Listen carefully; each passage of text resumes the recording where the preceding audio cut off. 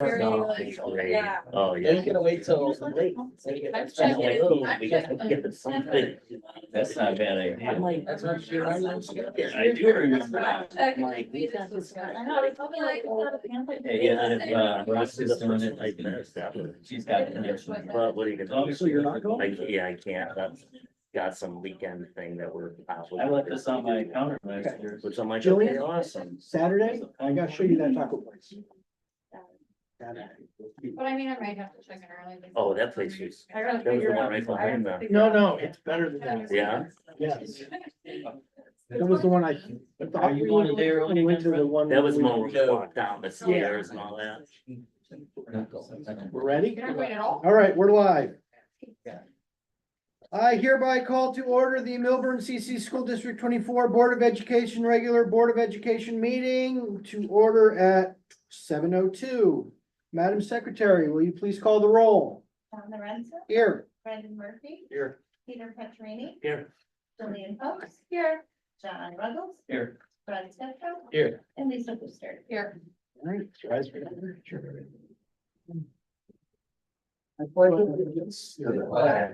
United States of America. To the republic which stands, one nation, under God, indivisible, with liberty and justice for all. All right, Madam Secretary, do we have any public comments? We do not. All right, do we have any addition of non-action items?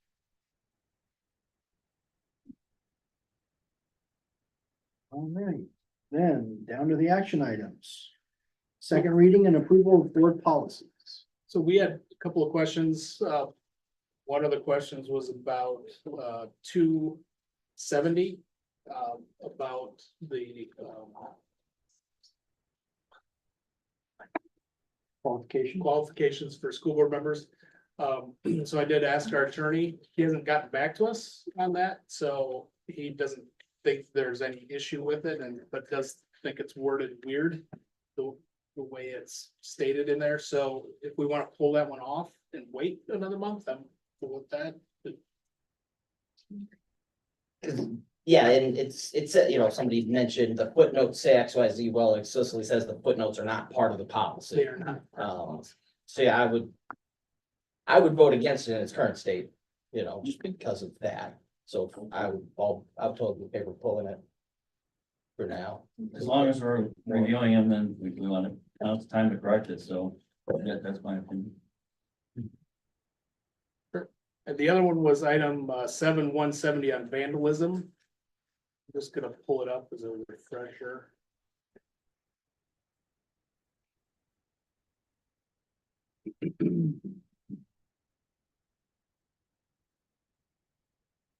So the school board will seek restitution from students and their parents and guardians for vandalism and other student acts that cause damage to school property. My only thought was instead of, and I talked to John about this too, instead of saying will seek restitution, may seek restitution, with that. Yes, yeah, I think to leave it Yeah. at reasonable judgment. Yeah. So at a certain point, then how take care we're gonna be, I think it's too harsh to hold a 6-year-old to higher standards than a 30-year-old teacher who prints 100 copies instead of 10. If we're not gonna seek restitution for the 90 extra copies, then. Right. A torn page in a book. Yep. So, yeah, may. I like that. So then the motion that we need is approving these policies as presented, with the exception of 270. And with modification to 7170. So moved. Second. This is money, so we don't have a roll call. All in favor? Hi. Any opposed? Motion passes. Thank you. All right, IASB resolution, discussion and vote. So there was only one, you might have received it from IASB. It was a big packet entitled, 24 pages, 2024 Resolutions Committee Report. There's only one on there that I specifically had an issue, so they have several that are do adopt, do not adopt. The one that I had an issue with was number 6, polling place. You got it. Cool. That one, their amended is that school districts should not be mandated to close on election day if none of the buildings are used by students within the district serve as polling places. And they're recommending to adopt that language, saying that we don't have to close when the state mandates election day to be a holiday. So aside, the reasoning given is that having a day off in the middle of the week disrupts learning. Well, what about Thanksgiving? What about the weekends? There's always a learning slump. Are we gonna have school 365 days? So what happens when you universalize the maxim of not wanting to cancel school? Or there's a lot that can be learned outside of school. And I know we're not a high school, but juniors and seniors are also able to serve as election judges. They get paid for the day to do that. They have to be there at 5:30 in the morning to help. When I was, in my early 20s, I did it once, and it's a good chance to engage your civic duty if you feel so inclined.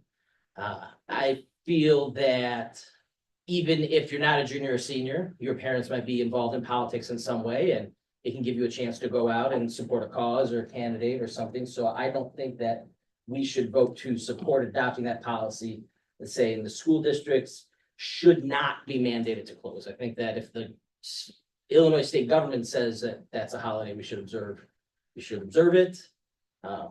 And the rationale given by the IASB that it disrupts learning, well, that is every weekend and every summer to a degree. So that's the only one that I'm concerned about. So you think they should stay open if they're a polling place? If the school No, so is- this Oh, no, is you're saying that saying that close, they should close.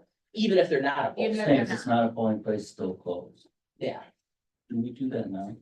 Yes, We had to. we had to. It's- yeah. I'm Yeah. assuming we should. Is this the first time or Previous the years, second? we had to stay, like, at my school, random people would just come to the building.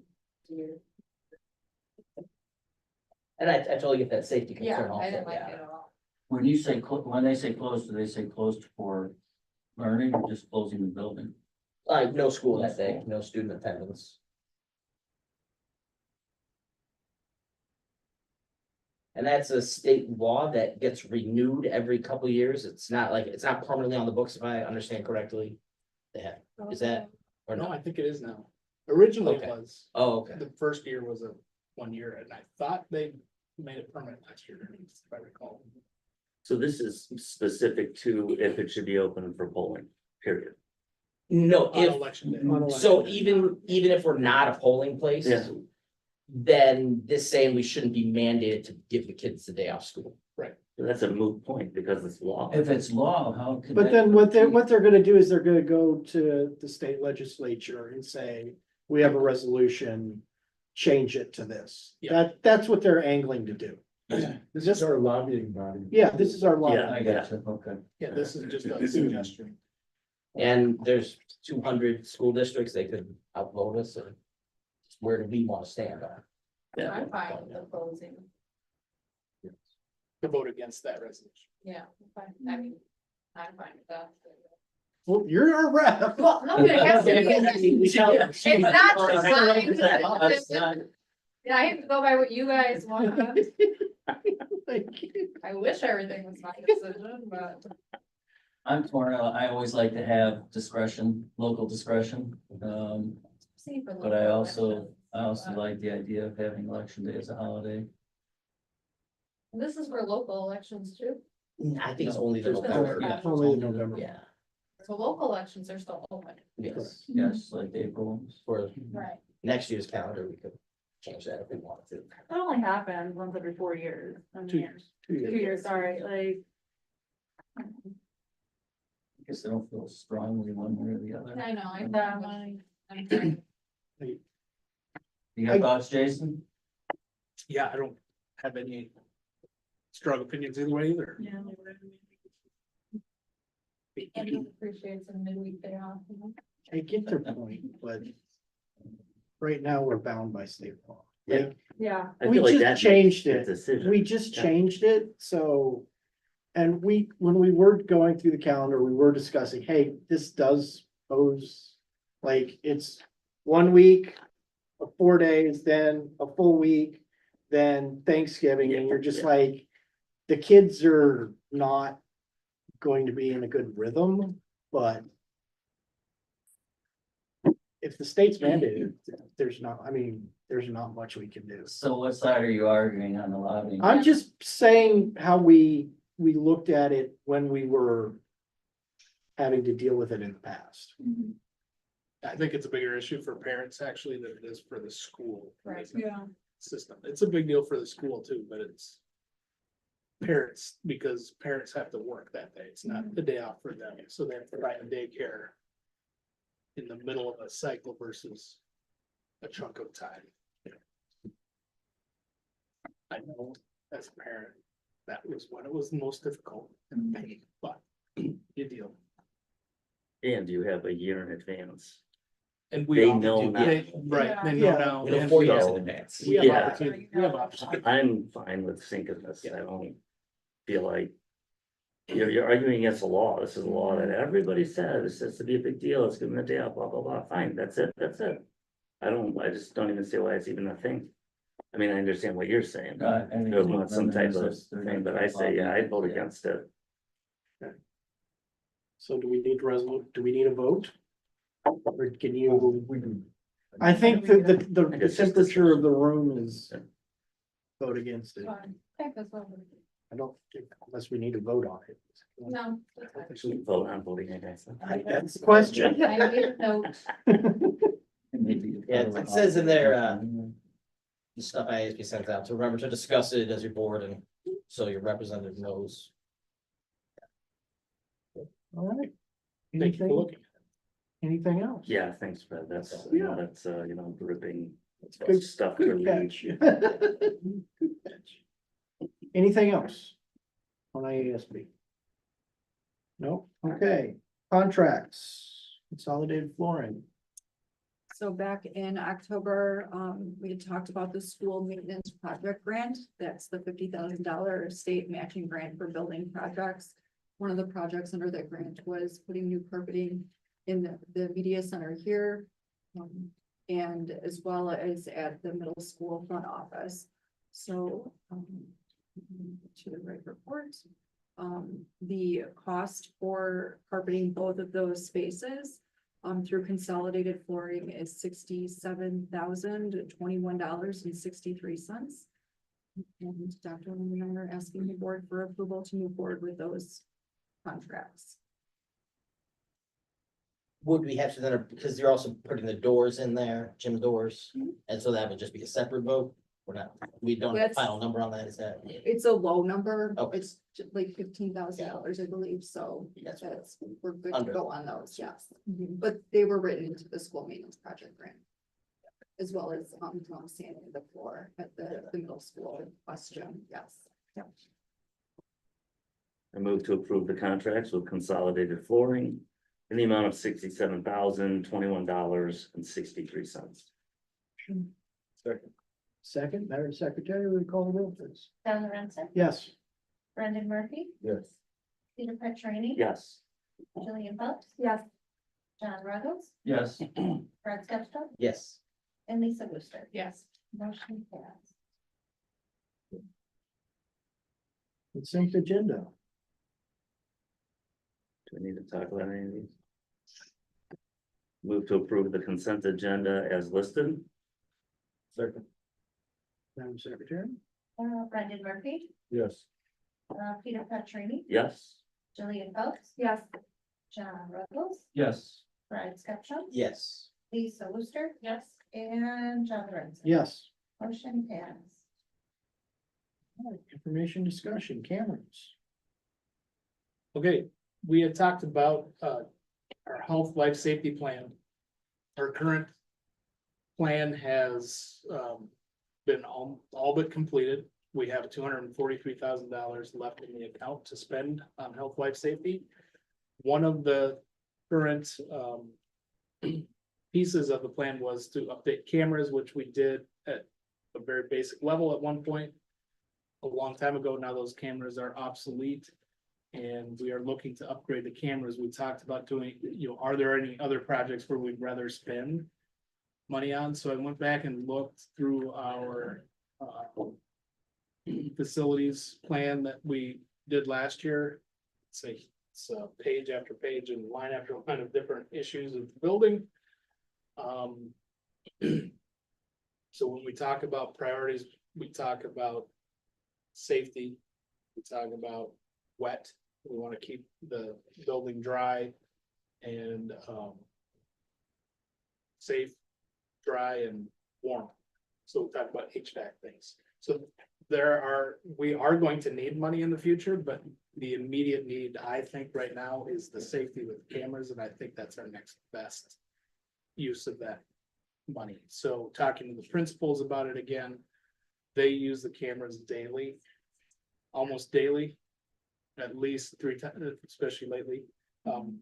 But at the elementary building too, and it saves a tremendous amount of time because we'll have students report an issue, and if there's a camera in that space where we can see what happened, it makes it a lot quicker, whereas we don't have to pull down witnesses to try and weed through the information that we're bringing in to get the story, or at least close to the story. It's quicker to go right to the camera and view that. So that was one of the thoughts. And while it's not a preventive, we're not monitoring these cameras on a moment by moment basis. No one is. It's after the fact, we're able to go back and make sure that we get the information correct and can identify issues that are clear. So it does help. There is a certain preventive aspect to it when the kids know there's a camera. I know last year in the middle school, we had an issue with one specific bathroom, and the kids knew they could get by with some messing around because there was no camera. So they figured it out pretty quick. So. Are there gonna be the cameras in the bathrooms now? No. Oh, okay. No, we don't have to know. No, but they're outside in the hallway, so that we can monitor who goes into the bathroom and when they go into the bathroom and the timing. That's what. I believe you said this, but where are the cameras gonna be installed? Do you have like an idea in the school? Like where they're Yes. gonna be? Yep, so there's a map and a plan. Okay. And there's lots of them. Yeah. And there's phase 1 and phase 2. So we're just talking about phase 1 at this point. What's our most urgent areas, and then phase 2 would be next. Okay. So both outside the building and inside the building, trying to take care of some of the hidden spots where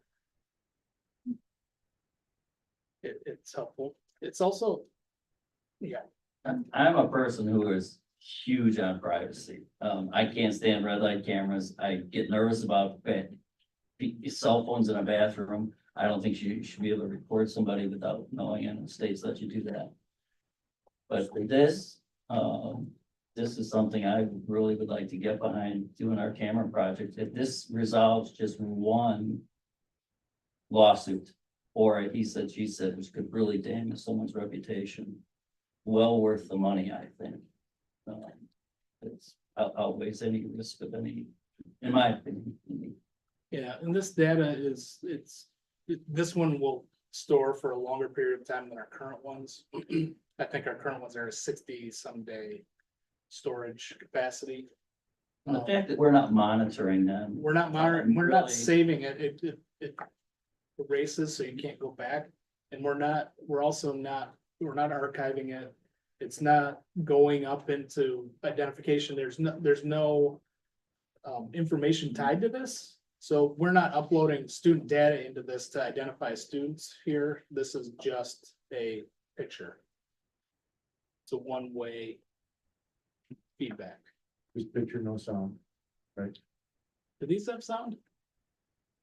These, the building ones do not. Only The new ones won't either?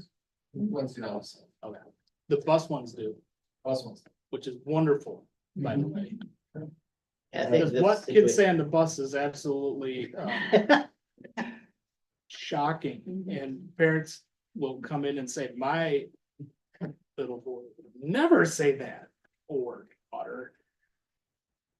Well, they did. And do our bus cameras have the ability so you can blur out other students? Yeah. So our bus cameras are way higher functioning than our current building camera because they're newer. But they have so you can actually show parents where you can blur out all the other kids and show them what behavior was with that student. The bus ones are important because we got different age groups on that, but And especially one schools that adult are K through 8. I plus. can't imagine putting my kindergarten around with an 8th grader, but. I can, that yeah, was I the would- best. I'm dead serious. That was, when What we they had hear, I kindergarten and guess. eighth grade on, our behaviors were way lower because you had children that were actually mature on the bus, and there was fewer of them. Fewer at that grade level. So now you pack all middle school kids together on the bus, and there's lots more middle school kids on the bus with varying degrees of maturity. Whereas when there's an eighth grader and a kindergarten together, for some reason, the behaviors are much more muted. That was my initial thought on that, but having experienced that as a parent, I will. Cause it was my neighbor kids watching out for my kid on the bus. Now, were there times where it was not convenient? Sure, but sure. I thought it got a lot worse when we went, separated the middle school kids out and the kindergarten. So they keep it on their servers for X number of days, or do we keep it? This one's gonna be cloud-based, absolutely. What sort of guarantees do they have for privacy? And All the same as all of our other stuff. is it housed in the US or in a different country? Probably multiple locations, yes. Have they been hacked before, and what do they do if they do, you know, like. Yeah, I don't know, we can ask. They send a letter out saying whatever. Well, we have, yes, if we get hacked, and if there's any disclosure. Like this summer, I had to send a letter because the state didn't get hacked, they accidentally released. Information they should have for just a second and then pulled it right back down. But we had to send a letter out, so there's protocols for if there's a breach of. Information, you have to send a letter out to parents. We have insurance that covers that. It's very expensive insurance that covers that. But I will ask, the question was, have they been hacked? I'm torn. It's a high price tag item. There is a lot, it's 1.25% of our annual budget. People generally commit crimes when out of lack of access to opportunity. So I think there's maybe other programs we could spend the money on. But I do view it as an easy item to do something about. Versus if we do more SEL training with staff to have them work with the students or community programs, how do you really measure the effectiveness of it? We're doing that too. We're doing that as well, for sure, a lot of that. And we can measure the effectiveness. SEL programs. I will say the cameras are nice to have. It's just another resource to mitigate some allegations or some confusion or a he said, she said. It does help the principals and teachers. It really is like kind of like a foundational like safety, if anything. Being an administrator, like I love the cameras because it just helps mitigate a lot of things. Or parents bring something up and then like, my kid did this, and then you show them the actual evidence. It's like, okay, can we have a different conversation now? Yeah, it just clears up a lot of. Right, because we still have the restorative practices. What Yeah. we're getting to is the truth. Yeah. So it's hard to argue against what some people see and hear with their own eyes versus what, kids aren't great at storytelling sometimes. And if you have 5 different kids that witness something, just like adults, you get 5 different stories. And that's typical, and that's because we all have our viewpoints and different things. So as an administrator trying to sift through what actually happened, complicated, and it's okay. So that's a learning experience too, and moving on, but we want to know the truth, and it's helpful in that we're not hammering the kids with discipline. What we're trying to do is we're restorative practices in different district, so we try to restore relationships when if at all possible. That's our goal. Get them restored and get them back to class and get them in the practical zones of development so they can learn that. But Yeah, I'm with you, and I don't know what I will come down with, I just, stuff to say. Yeah, I do recognize the importance of the safety and all the benefits of it, but it's still, it's costly. it is. I work for an insurance company. It's good to have the cameras. Just wanna, make sure, get some more information on their, data security and all that stuff. Smart question. And so some of them will be going in the buses? which- No, we already have. We already- Oh, okay. Each bus has 4 cameras on it. Yeah, we can get the bus with it. We have audio on the bus. Actually, we own the cameras. We reinstalled them on the new buses. Oh, But yeah. I think one of them, that we got them at some point and then. Kept it going. As long as you're happy with it. All right. Anything else about cameras? Future agenda items, levy final approval. Yep. So we'll have a levy hearing in December. No surprises there.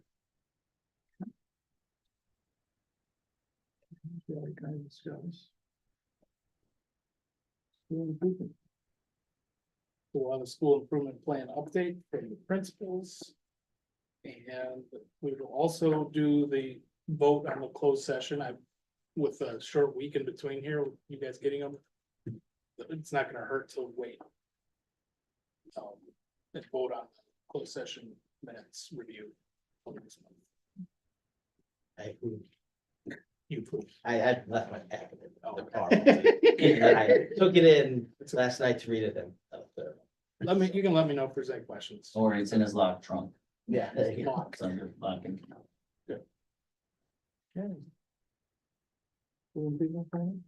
Yep, the next meeting, Okay, superintendent.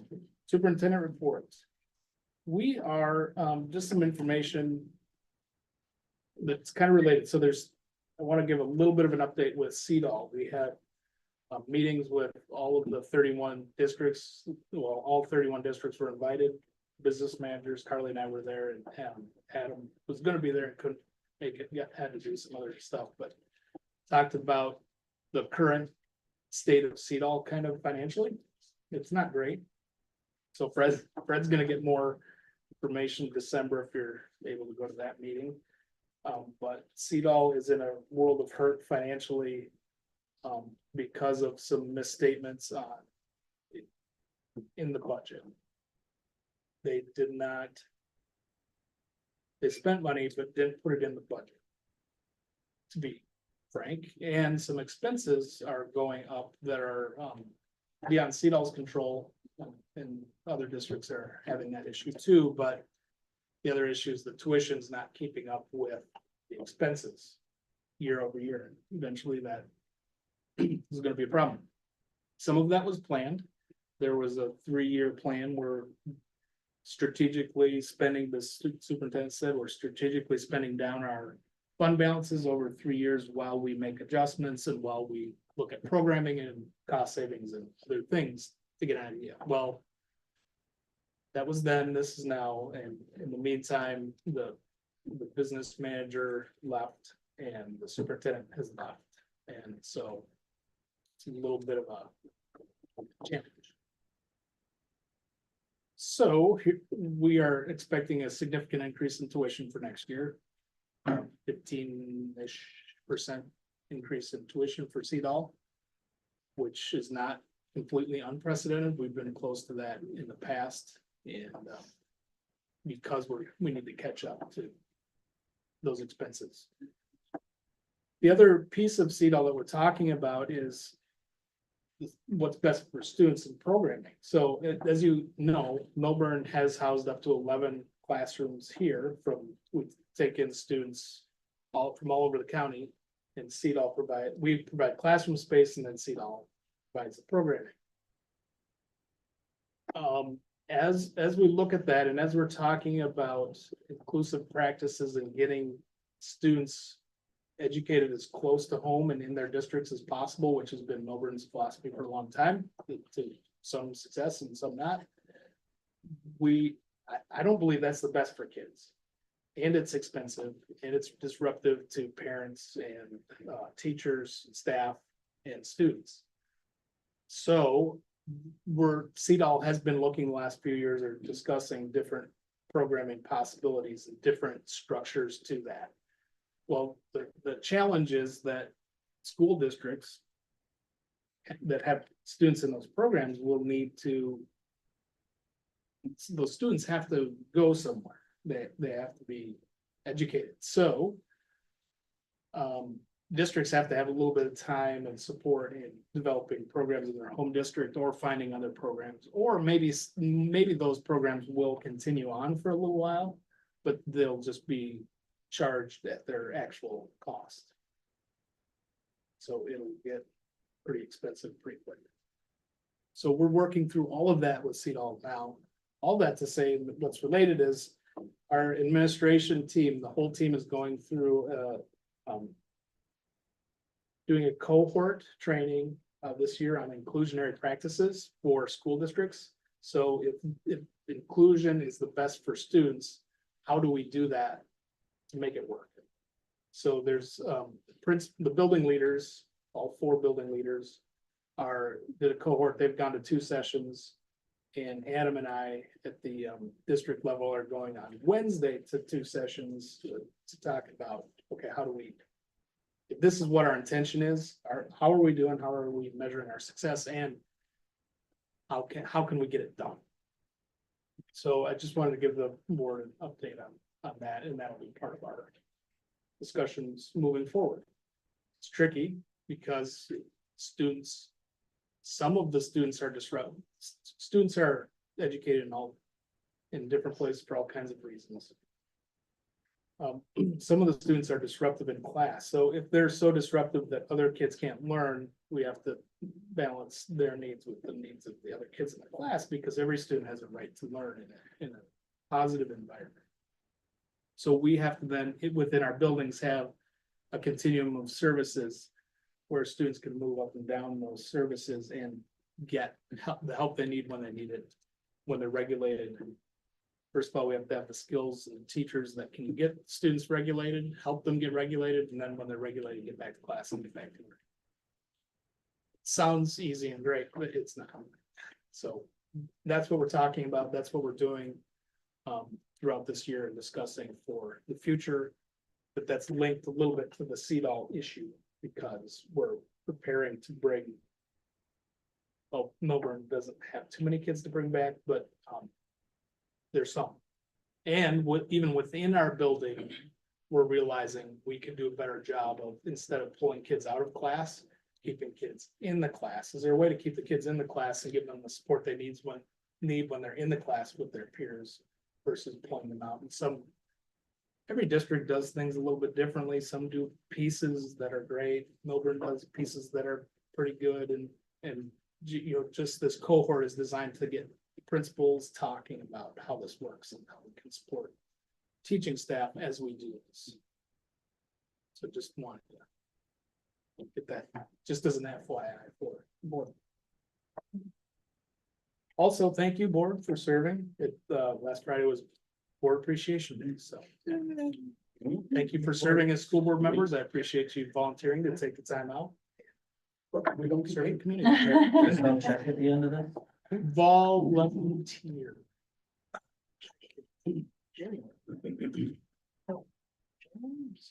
Well, give her a check. our annual check. Okay, you can have it right now. I do it for the free pens.